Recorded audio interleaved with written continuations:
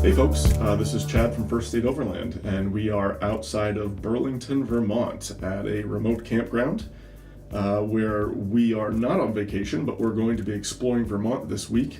But we are working through the duration of the week. And when you're in remote areas working, that means that you need to be able to have connectivity. You need to be online. You need to make phone calls. You need to send emails. And that means we're going to be upgrading to the latest version of Wilson Electronics weBoost cell phone booster. As many of you may know, we already use one of Wilson Electronics weBoost products, and that was the 3GS, and it's the Cradle that's shown here. Got some good use out of that going into the remote stretches of the Maritimes and Canada this summer. So when you first open the box, the first thing that really catches your eye is the organization. Everything in here is very nicely labeled. Every piece or every component has a sticker on it, and it's a very clear directive to install this in 5 steps. So they give you this little pictogram here that shows you basically steps 1 through 5 in a nutshell. And then, yeah, there's really not much to it other than, installing the antenna, running your lines, plugging it in, and then mounting the holder on your dash. So let's get to it. All right. Step 1 is mounting the antenna and routing the cable.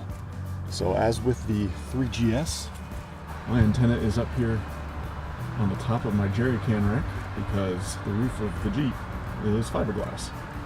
So other than mounting to some other piece on the Gobi rack, that's what's been working for me. So I'm going to stick this one right next to it. All right, our antenna is mounted up top.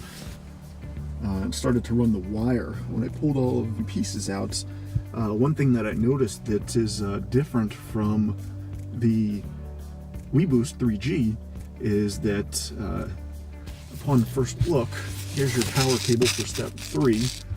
So your antenna is going to come into this guy here and screw right into that. And this is your power center, and this is going to run into essentially the cradle, which is right there. That's going to hold your phone. But step 4 here is your power connection. So this is your 12-volt power cigarette lighter plug. They don't give you the option that I can see right now to hardline run this or USB run this. So the weBoost 3G, which is right there still, because I haven't completely disconnected it, and all of the lines, of course, are kind of a mess right now, but they're running in there. But what's powering the weBoost 3G is a USB port, and it came with an optional adapter. But as you can see right there, there we go. So you can see right there, this is what's powering my weBoost 3GS. I have a USB bank right there in the Jeep that plugs into my inverter, and this works out very well. It gives me a bunch of slots for extra charging, and it charges the weBoost and powers the weBoost as well. That could be a bit of an issue because this has a 12-volt adapter, but it has a USB pass-through. So that means I'm going to have to find some other mechanism to power this, or at least just for this test, I'll use my 12-volt cigarette lighter adapter, which is already being taken by my dash cam. So using this long term, we're probably going to have to look at some alternate options of powering this. All right, so step 3, this is the actual booster itself. It tells you to place the booster in the back of the vehicle and route the cable up front, which is a little bit different to the old 3GS because everything was all in this package cradle here, a lot thicker cradle than the newer one, but everything was powered through it. So it was basically just a line in, and then the signal amplifier was all built into the cradle. For this one though, this is a separate booster which feeds into the cradle. And this is nice because the back of this has Velcro attached to it automatically. So within the Jeep has several Velcro attachment points all on the sides. Just happen to have the headliners and the insulation all over the Jeep itself, and as well as carpeting. So this will be nice. It'll stick to wherever I decide to put it.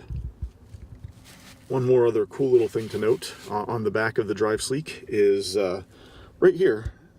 There are a bunch of cable ties and cable stays. So if you're looking to attach this to another line or run it up next to another line, just to make your cables a little bit nicer, a little more organized for a lot of us that like that. So that's a nice little touch, and these things will spread out and turn along the length of the cable. All right, so before I run this, I wanted to go over one other improvement that I see over the old weBoost. So the old weBoost had your standard, there we go, standard screw-on cable connections, which is very secure. They're nice, high-quality connections. On the new Drive Sleek, the connections are all push-on, but they're very strong. I noticed when I was plugging the antenna line into there, that's a pretty strong connection through there. So it's a lot easier. Everything just sort of snaps together and crimps together. I shouldn't say crimp, but compression, almost compression fits together. But you can still remove it at the same time, so it's nice. All right, so we now have the Drive Sleek installed. Forgive the wiring. I will clean that up and run it later. Of course, we just wanted to power everything and hook it up and make sure that it was all working properly before we run and hide any of these lines, just in case something's not working. So the last step in the process is the cradle, and it conveniently has one wire, and because everything else runs into the amplifier, which is back behind me under the seat. But this little cradle is much nicer than the older 3GS version, which again is right there. This is a much lighter, much smaller cradle because the amplifier is not built into it. The only thing that's in this is a rubberized pad to protect your phone, and then the back of it has a magnet, and it comes with a little vent mount, which is right here. Let's pull that off of there. It's got sort of four-pronged rubberized feet, and it just slides right onto your vent. Strong enough and grippy enough where it's not going to come off. And yes, grippy is a technical term. And then the back of this just slaps right on the back of there. So hopefully it'll stay there. I'm about to stick the phone in there and find out once I reposition the camera. The other nice thing before I do that is the weBoost really never grabbed your phone and held it. It just, you should say the weBoost 3GS had these side wings, if you will, and the wings sort of moved in and out. They were scalable based on the width of your phone, and so whenever you put a different phone in there, you'd have to sort of slide the wing out and move it over and slide the other one back in. And that's fine, and it held it as long as your phone was upright. Mine was mounted down here, but if you mounted it like a normal person, it would have worked just fine. It stops your phone, but it just kind of sits in there. Now the Drive Sleek has a spring-mounted adjustment tab. So I'm going to slap that on there. I'm going to take my iPhone and I'm going to push it in there. And that's not going anywhere. That's nice. It's nice and strong. It's on the vent. And I can just pull it right off that magnet if I need to put it up to my ear and talk. They do say the instructions that come with it does as with the older 3GS model. The instructions are to essentially use this within the cradle, so it doesn't get the boost unless it's in the cradle. So if you do need to put it up to your ear and talk, which we all know you should be doing while you're driving at least, you can just unattach it from the magnet mount and use it. So that's a great feature. I think I can tell already, the power systems aside and finding a plug, I think I'm going to like this a lot better already, just from the way that it works. So here we are again. We're sitting in the cradle, but the weBoost Drive Sleek is off. I've got 3 bars of LTE. You can see my measured RSSI there. I'm going to go ahead and turn the power on to this.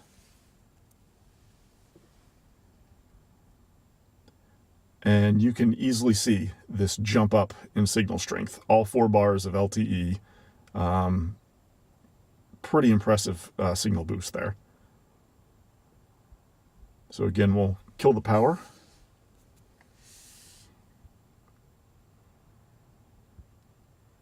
And give it a second here to adjust.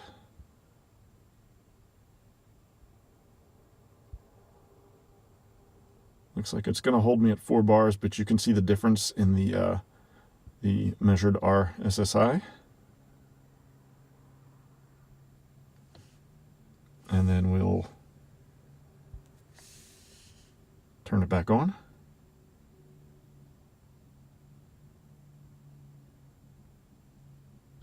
And there you go. That's on an iPhone 7 with Verizon's coverage plan in Bristol, Vermont.